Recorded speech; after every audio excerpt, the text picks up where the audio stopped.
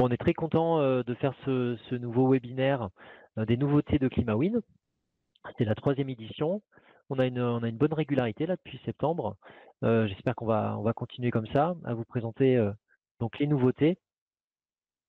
Moi, je suis Monsieur Gauvin, je suis commercial chez BBS Slama et je suis accompagné par Romain Briand, qui est formateur chez ClimaWin et que vous pouvez retrouver au service technique de l'entreprise. Alors, pour la commodité du webinaire, vos micros sont fermés. Alors là, j'ai un petit doute. Il faudra bien vérifier que vos micros soient bien fermés. On fait un jeu de questions-réponses en fin de webinaire. On va vraiment prendre le temps plus que les fois précédentes, j'imagine. On va répondre à vos questions. Donc, ce sera des questions, si vous voulez bien poser vos questions à l'écrit, et on y répond à l'oral. Voilà, le webinaire, sachez qu'il est enregistré. Donc, dans un premier temps, je vais vous faire une petite présentation, c'est un sommaire, hein, tout simplement, des choses qui vont être évoquées lors de l'heure qui vient.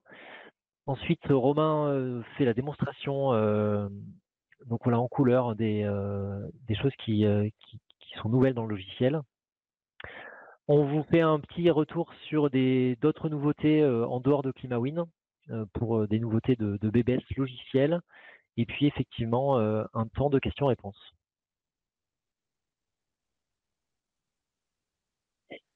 Première nouveauté. Alors, ça fait 3 fois qu'on vous rabat les oreilles avec BIMWeek. Et là, c'est une grande nouveauté parce que c'est la V2. La V2 était très attendue car elle vous permet enfin, et c'était vraiment une demande des DBE évidemment, de pouvoir dessiner sur des fonds de plan avec accroche-objet sur du DXF ou du DWG. Donc, comme vous le savez, à l'instant T, on pouvait dessiner sur des images et sur du PDF. Et maintenant, vous avez cette possibilité-là d'avoir l'accroche-objet qui, franchement, révolutionne pas mal l'outil. Donc, on va voir ça. La V2 nous permet aussi d'avoir un mode de dessin des parois en mode expert. Et donc ça, Romain va nous montrer un petit peu ça.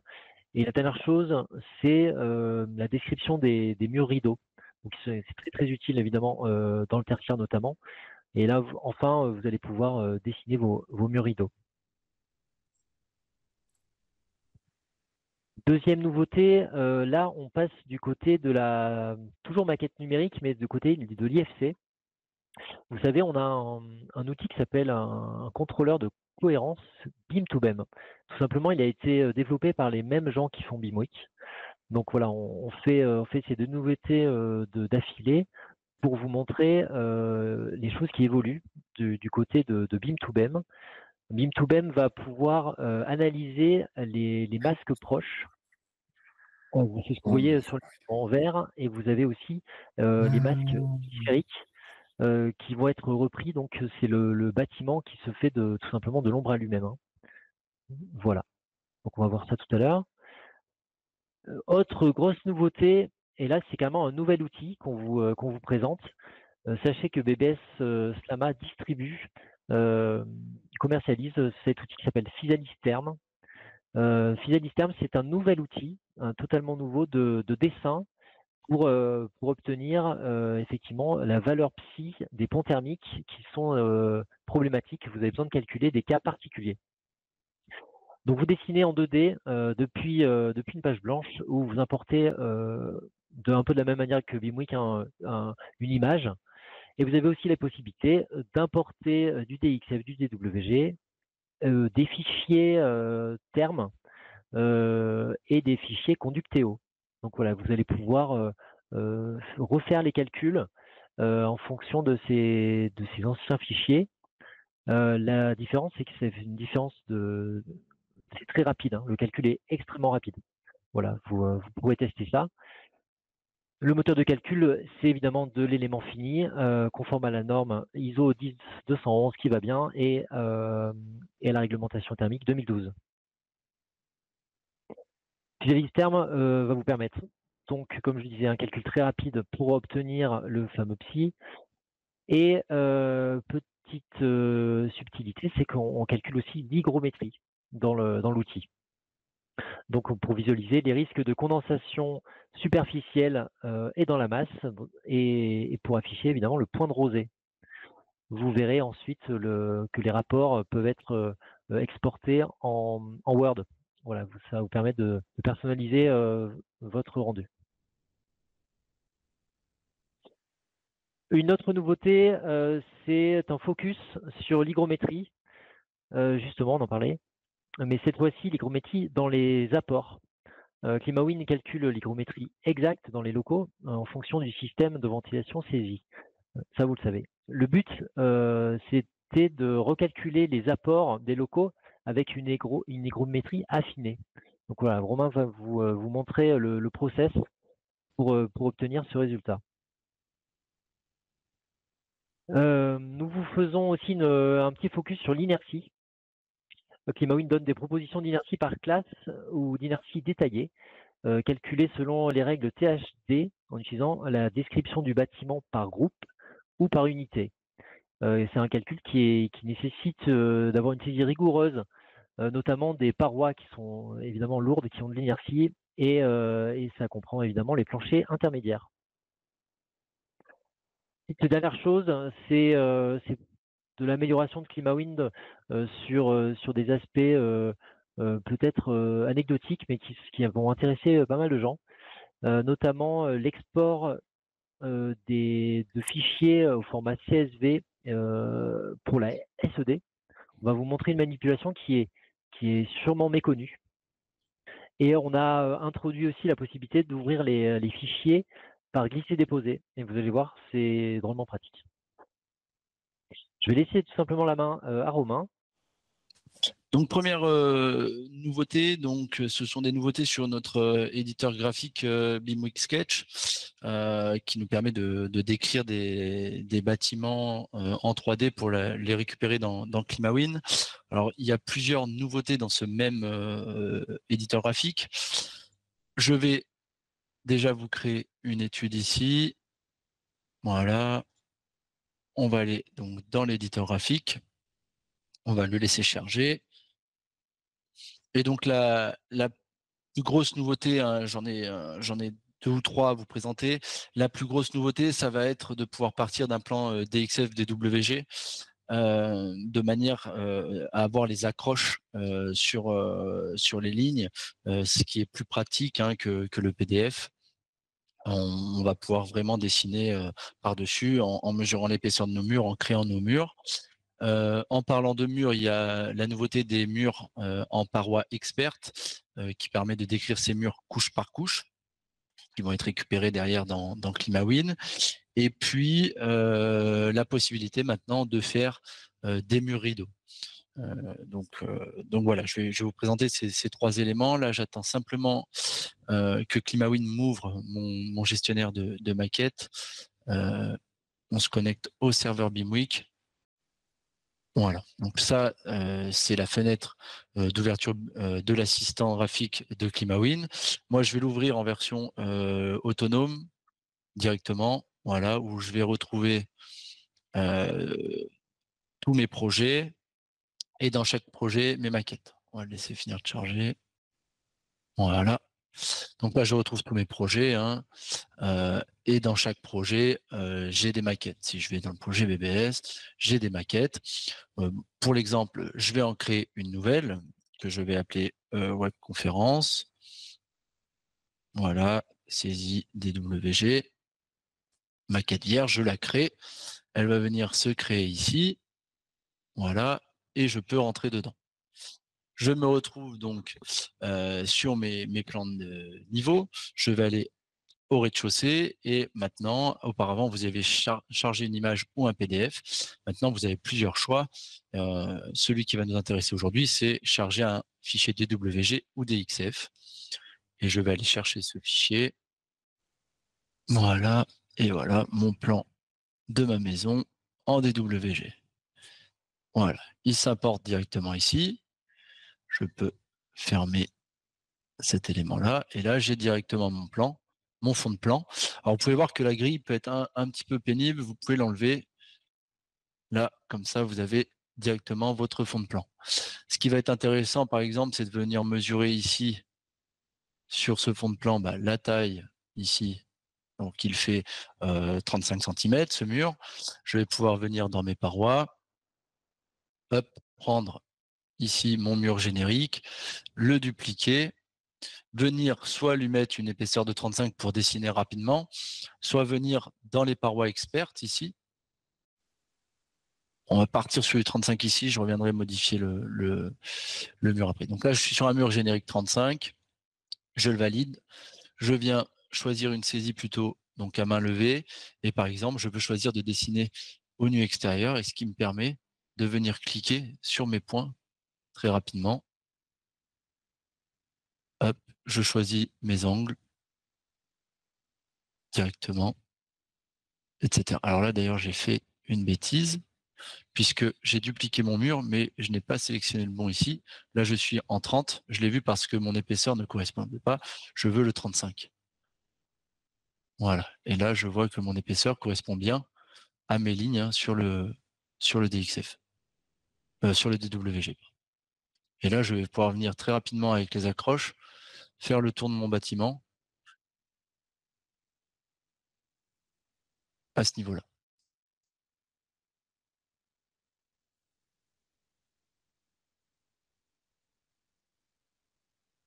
Et voilà. Et là, vous voyez, j'ai fait très rapidement le tout contour de mon bâtiment. Si je voulais faire simplement du DPE derrière sur cette maison, il me suffirait de créer mes murs intérieurs entre locaux chauffés et locaux non chauffés. Si je veux venir faire du calcul réglementaire, je peux venir créer mes différents murs et découper mon bâtiment. Ici, par exemple, je sais que je suis en 14 cm. Donc, je vais venir prendre paroi, générique ici, dupliquer, je vais lui mettre 14 cm,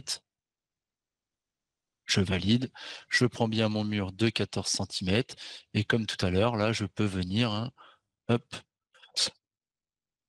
par exemple, dans ce cas-là, et là, vous voyez, on me positionne directement sur les éléments.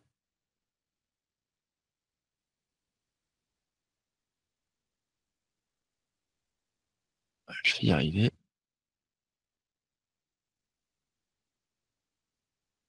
Hop, voilà, je pars de là à là.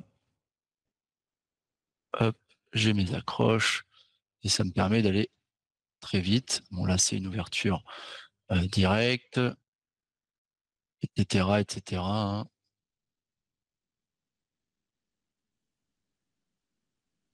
Hop, là, je peux aller jusqu'au bout ici.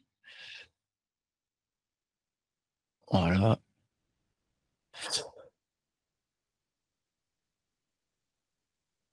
Hop.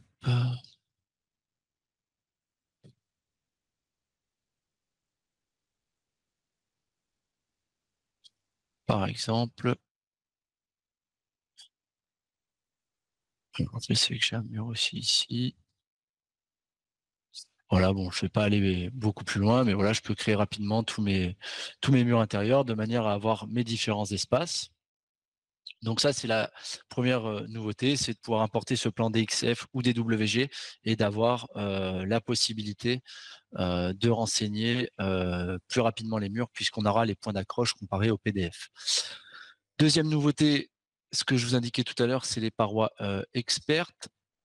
Donc, je vais essayer de venir ici le modifier.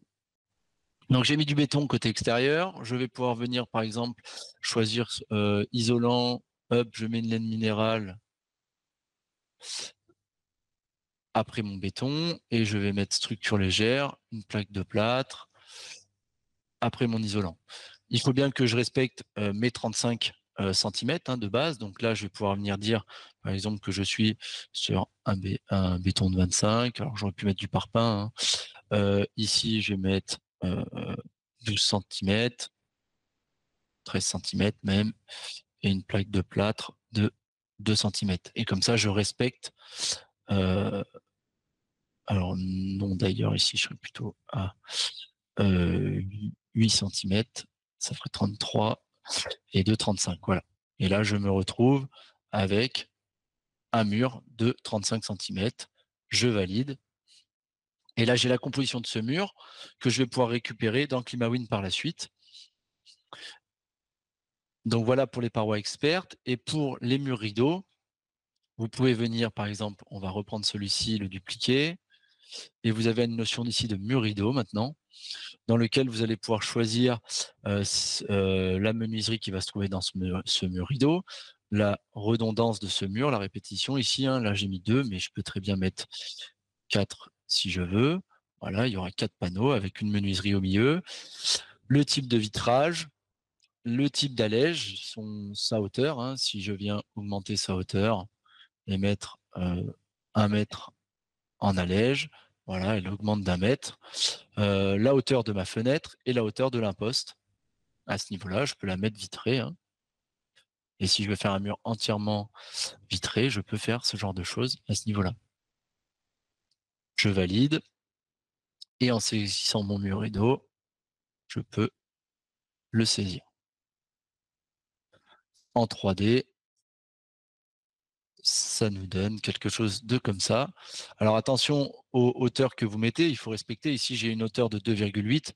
Donc forcément, j'ai mis une allège de 1 mètre de haut, plus une hauteur de B, je crois, de 1,40, sachant que ma hauteur de niveau fait 2,50 ou 2,60. Bah, forcément, mon imposte ici, il en est impacté. Et donc là, vous pouvez créer des murs rideaux. Ils sont mis par niveau. Il faudra en faire à chaque niveau de votre étude. Donc ça, c'est la 3e nouveauté au niveau des murs rideaux. Si je reviens ici, je vais l'enlever, juste pour vous montrer l'export vers ClimaWin, enregistrer. Voilà. Alors là, on me dit qu'il n'y a pas de site. Forcément, je vais en rajouter un. Hop. Donc, je mets le site par défaut, hein.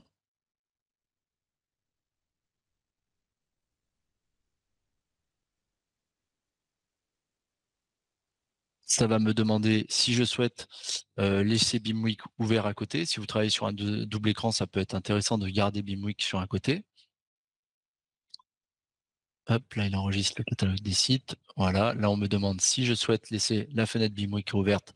Moi, je vais mettre oui. Je me retrouve avec ma maquette que je peux mettre sur un autre écran. Là, j'ai une fenêtre de préimportation où je vais retrouver ici ma maquette. Et en cliquant ici sur OK, je vais me retrouver avec mon arborescence ClimaWin. Alors, j'ai pas mis mon garage d'ailleurs comme espace non chauffé, donc je vais me retrouver avec tous mes espaces ici. J'ai une interaction avec la maquette en bas, hein. Mais ce qui m'intéresse, c'est de vous montrer que les parois expertes, dans le catalogue des parois, vont bien être récupérées, hop, à ce niveau-là, avec les différentes couches ici et leurs épaisseurs. Donc voilà pour la première nouveauté concernant l'éditeur graphique de ClimaWin. C'est la possibilité donc de saisir sur un DWG ou DXF, d'avoir les parois expertes. Si vous faites plutôt du calcul réglementaire, ça vous permet de saisir directement vos parois couche par couche et les récupérer dans ClimaWin, et la création des murs rideaux.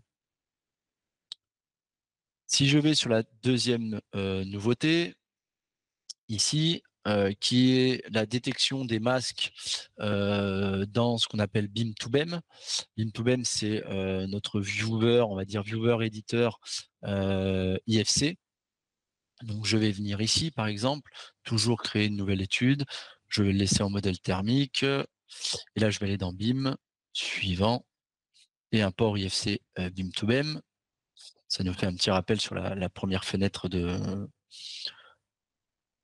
d'import. Et là, on va aller nous demander directement de chercher un IFC. Je vais aller chercher cet IFC de la maison, hein, que l'on a saisi dans notre éditeur graphique Sketch tout à l'heure. Je vais prendre la même en IFC. Hop, il crée l'étude.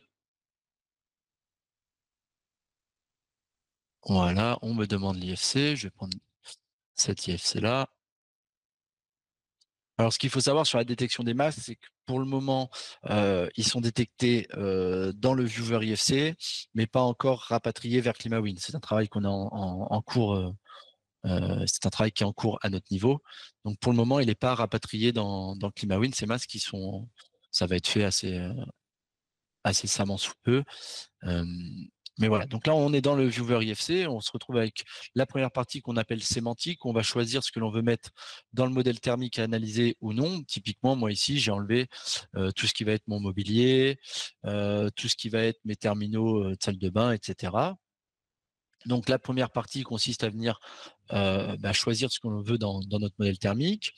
Ensuite, on va avoir une analyse des volumes. Ces volumes, ils sont détectés par niveau. J'ai aussi mon comble ici que je peux mettre par exemple en espace tampon, mon garage que je peux mettre en espace tampon.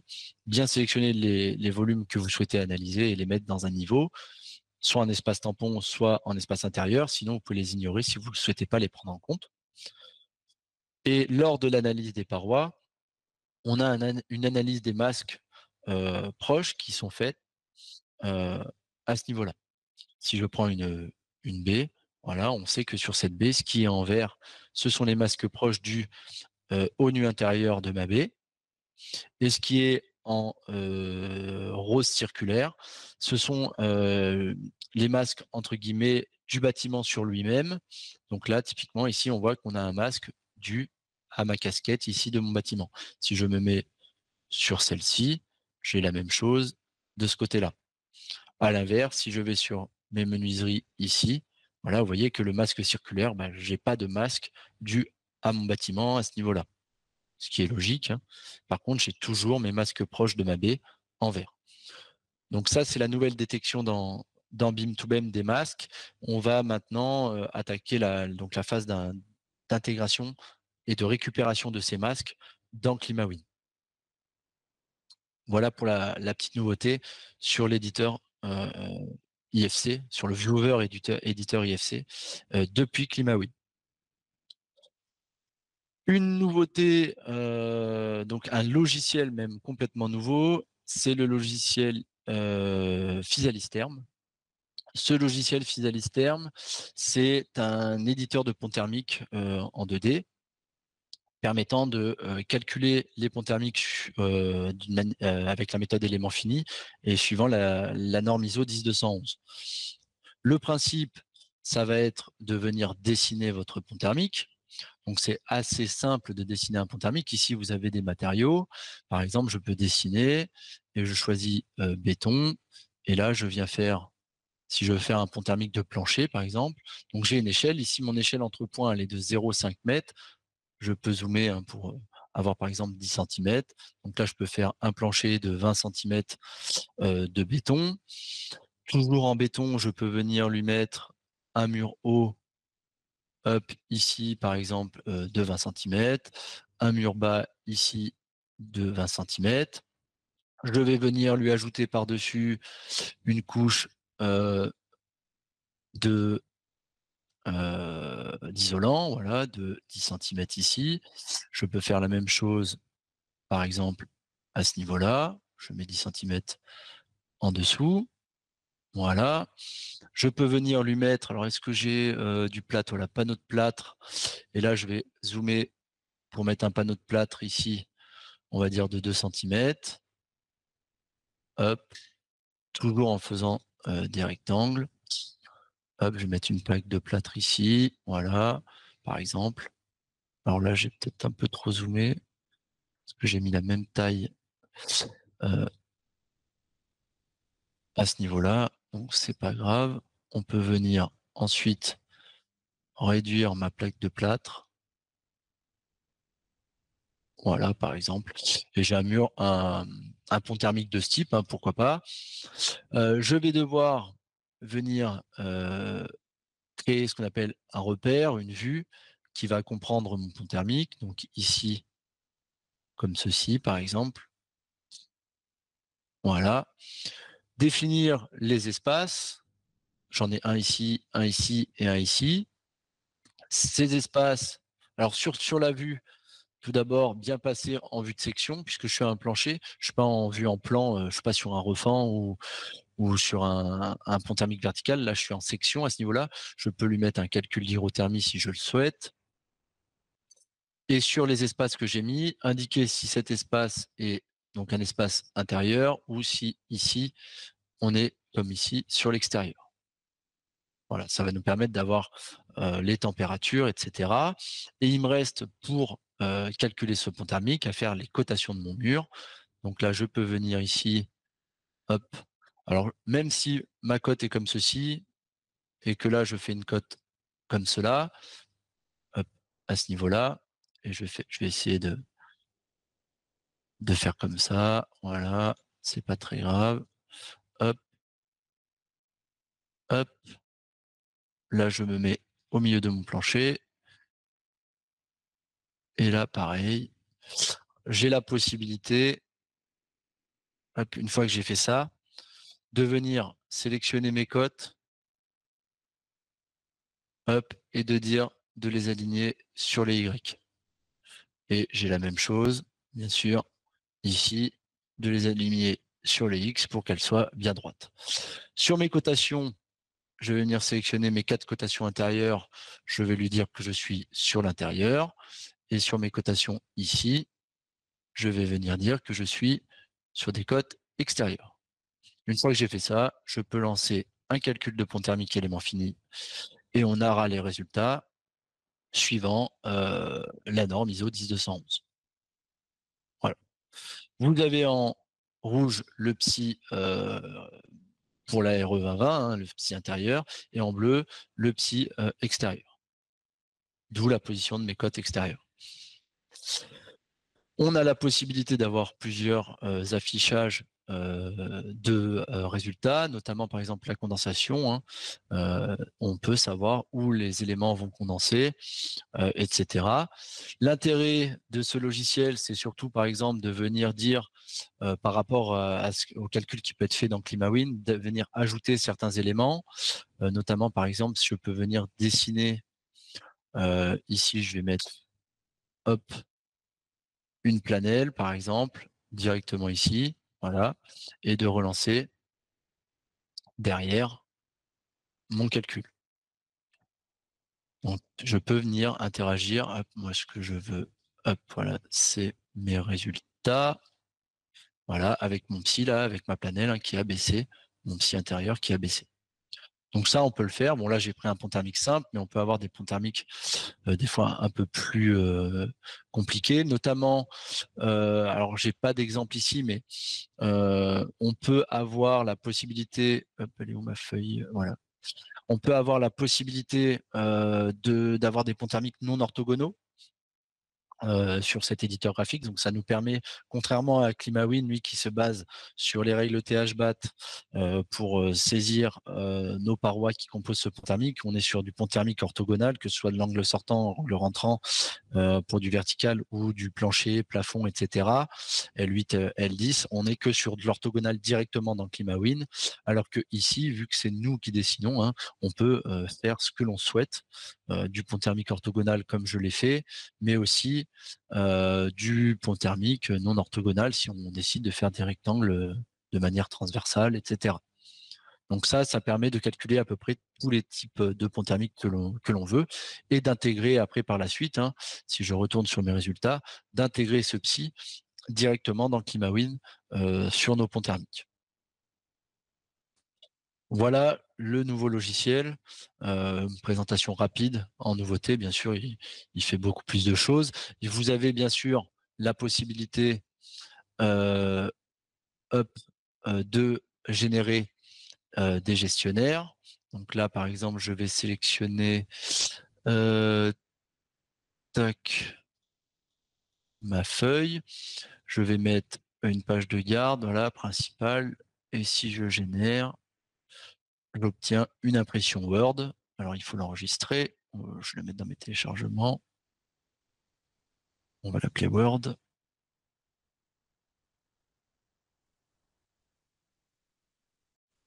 Hop, je vous le ramène sur l'écran.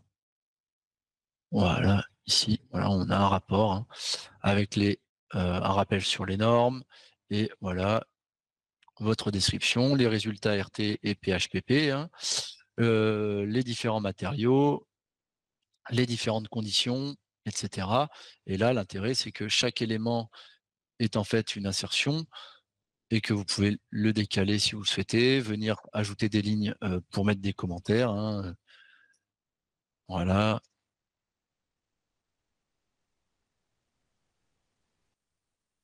Etc. par exemple. Donc ça, c'est au format Word, vous l'enregistrez, et puis si vous voulez en PDF derrière, vous faites une impression PDF directement. Dans le ClimaWin, maintenant, quatrième nouveauté, c'est le calcul de l'hygrométrie des locaux. Lorsque vous faites un calcul d'apport, il y a une hygrométrie ici à saisir, qui est par défaut à 50. Hein, on la laisse à 50 sur le premier calcul, mais en fonction de votre système de ventilation, du débit que vous allez extraire ou insuffler dans cette pièce, et ben forcément, vous allez avoir des apports latents et une hygrométrie différente. Cette hygrométrie est directement calculée maintenant. Donc, si je laisse 50 ici, à ce niveau-là, je peux lancer un calcul d'apport. Et dans l'onglet apport ici, vous allez pouvoir aller dans apport par la centrale d'air. Voilà. Et là, vous avez l'hygrométrie du local avec la centrale d'air qui est de 45,51. On va retenir ici les apports latents de 48,59 et on va pouvoir repasser du coup dans notre local. On a dit que je me trompe pas, on a dit 45,51. Si je vais dans mon calcul d'apport de base, vous voyez hein, mes apports latents ici, ils sont de moins 42,91. Si je viens mettre 45 ici, 51, je relance mon calcul d'apport et là, je me retrouve avec 48,59 qui était sur ma centrale. Ces apports sont repris ici en 48,59. Alors, il y a un petit écart d'arrondi, à mon avis, dans le calcul, mais ça nous permet d'avoir les apports totaux et réels dans notre local à ce niveau-là pour dimensionner correctement via les apports latents qui sont faits par la centrale, hein, puisque si vous ne mettez pas de système de ventilation, bah, vos apports ils ne prendront pas en compte ces apports latents. Donc, ça permet de spécifier la bonne hygrométrie dans votre local et par suite d'avoir les résultats d'apport de manière complète et plus juste sur le local à la fin.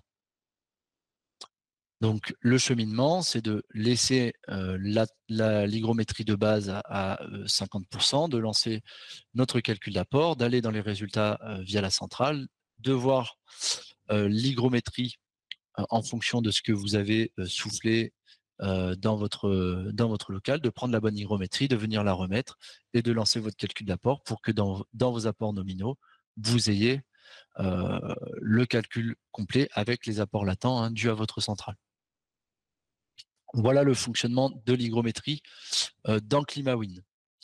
Autre nouveauté, c'est le calcul d'inertie. Alors là, je vous ai fait quelque chose d'assez simple, hein, juste pour qu'on puisse bien comprendre. Donc, ClimaWin intègre un calcul d'inertie au niveau de vos groupes, hein, bien sûr, pour le calcul réglementaire, mais aussi sur les unités. Donc, ce calcul, il s'appuie sur les règles THI. Et par suite, hein, dans les règles THI, on a une norme ISO 13786.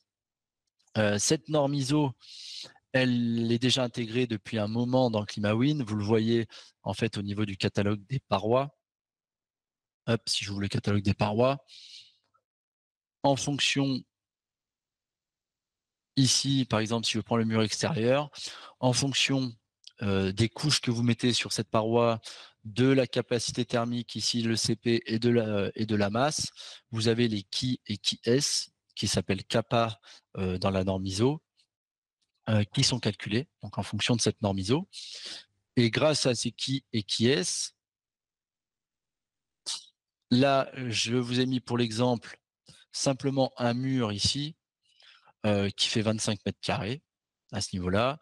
Sur mon séjour qui, lui, alors là, j'ai mis 4 mètres carrés, mais on peut le changer. On peut mettre 10 mètres carrés si on veut. Voilà. On va avoir ici directement un calcul d'hygrométrie à ce niveau-là. Donc là, je peux faire la proposition et faire la proposition. Comment sont calculés ces CM et ces AM sur AGR? Le CM, c'est tout simplement la surface déperditive, donc ici mes 25 mètres carrés de parois, que l'on multiplie par le qui de cette fameuse paroi en catalogue, plus 20 fois la surface de mon niveau. Donc ici, ma maison, j'ai mis 10 mètres carrés. Et on tombe sur, alors si on fait ça, on tombe sur 840,3. Nous, ici, c'est une capacité, ça va changer au niveau du nom, c'est une capacité quotidienne surfacique. Donc, on le redivise du coup par la surface de notre groupe ou de notre unité. Et là, on tombe sur 84,03. Au niveau du AM sur AGR, alors c'est assez simple, hein, c'est la surface déperditive, donc mes 25 mètres carrés, divisé par la surface de mon groupe, ici 10 mètres, et on retrouve bien les 2,5. Si j'ai plusieurs parois, hein, forcément, bah après, c'est des sommes de ces calculs qui sont faites à ce niveau-là. Donc, ce qu'il faut bien comprendre, c'est qu'il faut avoir le bon calcul des qui et qui est dans le catalogue des parois. Donc, bien mettre la bonne capacité thermique et la bonne masse de chaque couche et bien mettre les couches dans le bon ordre, puisque c'est ce qui influe suivant la norme 13786. Et puis après, le calcul se fait automatiquement, soit ici, au niveau de l'unité, mais aussi au niveau de vos groupes, hop, ici.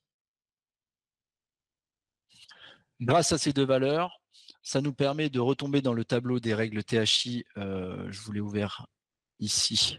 Voilà, donc là, vous avez le calcul des CM et AM, et ça nous permet de retomber dans ce tableau-là en fonction donc du CM surfacique que nous, on vous indique, et du AM sur AGR ou à niveau. Hein. Donc, dans mon cas, je suis à 2,5 et j'ai un CM, je crois, à 84. Donc, je dois être en inertie très légère. Je tombe ici et on vous met ce résultat au niveau de l'enveloppe. Hop, voilà, vous voyez, inertie très légère. Donc après, on fait le parallèle avec les règles THI pour trouver, soit vous partez sur la capacité détaillée, soit vous pouvez prendre les classes d'inertie, et ici, vous savez que vous êtes en très légère. Ce qu'il faut convenir avec ce calcul d'inertie, c'est que là, j'ai fait qu'une paroi extérieure, mais dans certains cas, même dans tous les cas, l'inertie, elle est aussi induite par les parois intérieures, notamment par exemple les planchers intermédiaires, hein, qui sont des éléments de forte masse et qui jouent fortement sur l'inertie. Donc en saisie manuelle dans le logiciel, si vous voulez une inertie vraiment précise, il faudra saisir vos parois intérieures, ce que vous ne faites pas hein, quand vous faites du calcul réglementaire. Par contre, en partant par exemple d'un logiciel comme Climabim ou BIMWIC que l'on a vu tout à l'heure, là vous allez faire directement la description de votre bâtiment pièce par pièce et on va récupérer nous les parois extérieures mais aussi les parois intérieures, et dans ce cas-là c'est peut-être plus pertinent à ce niveau-là via un apport soit BIMWIC soit directement dans Climabim de faire ce calcul d'inertie, puisque là vous aurez vos réelles parois, que ce soit extérieures mais aussi intérieures. En saisie manuelle, quand vous faites que du calcul réglementaire dans ClimaWin, vous avez tendance à ne pas mettre vos parois intérieures puisqu'elles ne sont pas renvoyées au moteur. Par contre, elles jouent sur l'inertie forcément. Donc voilà. Si vous mettez que vos parois extérieures, l'inertie ne sera pas au plus juste. Voilà pour la 5e nouveauté. Et les dernières nouveautés purement fonctionnelles, c'est la possibilité d'ouvrir par ce qu'on appelle drag and drop ou glisser-déposer une étude. Donc, par exemple, hop, si moi je viens prendre ici une étude exemple, hop, je vais prendre celle-ci, pourquoi pas, je peux venir directement déposer sur ma page d'accueil le projet pour ouverture.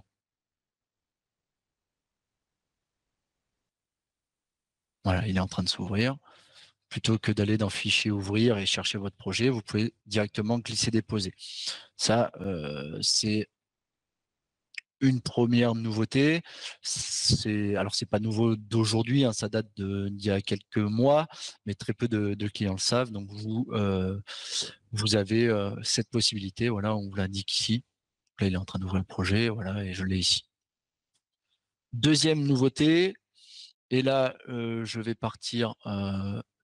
Alors, je vais me permettre d'ouvrir une autre étude que j'aimerais bien en détailler. ici, voilà. Ça, j'ai plus que ce ClimaWin là d'ouvert. Donc là, je suis sur une étude détaillée.